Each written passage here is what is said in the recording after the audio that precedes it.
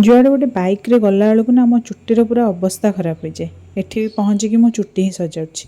तो आज आम जाइलु सहस्र शिवलिंग देखा। ये मंदिरटी कोरापुटर लक्ष्मीपुर रे अच्छी। ए मंदिर को ओडिशा टूरिज्म रे तो अच्छी किंतु मंदिर जमा भी डेवलप नुहे। खाली ये पहाड़ गुड़ाक रेलिंग गुड़ाक ऊपर भी किसी भी सेल्टर नहीं। तो गला बेलू पाद पूरा ताती जाऊँगी। हो पाद तातु पछे ठाकुर को दर्शन करार अच्छी। टिके कष्ट तो सह्यार अच्छी किंतु मंदिर टोटाली मंदिर ही नुहे। से एबे भी सेठी खोलाखोली चली। शिवलिंग बाहरी चलती।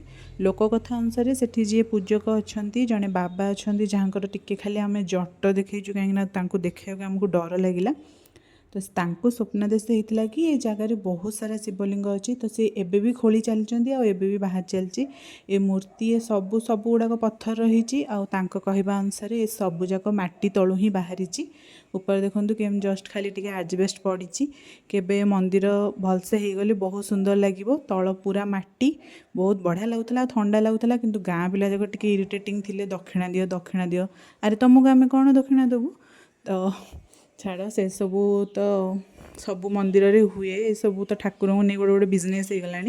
तो ये हूँ गुंफा एपटे पशिकी एपटे बाहर। तो ये भितर भी 3-4टा खंडे शिवलिंग अच्छी बोली लोक मैंने जो मैंने जाइए कहते आम तो जाइन ता भितर को। ए वृषभ ए सबू बाहर ता भितर साइड्रे भी गोटे छोट मंदिर कर से मंदिर रे तांकर सबू खंडा आउ सब ऊपर कौन समस्ते नड़िया पत्र बांधुंट बोधे मानसिक कि कौन बांधुंट बोधे। तो ये सब भी थुआई सेठी बहुत सुंदर थिला छोट मंदिर। जदि टिके डेभलप होता भल लगता कहीं कहीं के बुलवाक आसबार मुझे शुणी नी ऑफिस जड़े स्टाफ को शुणिकी आम से जाइलु। तो आम दर्शन करके सेठू भी पलै आसिलु।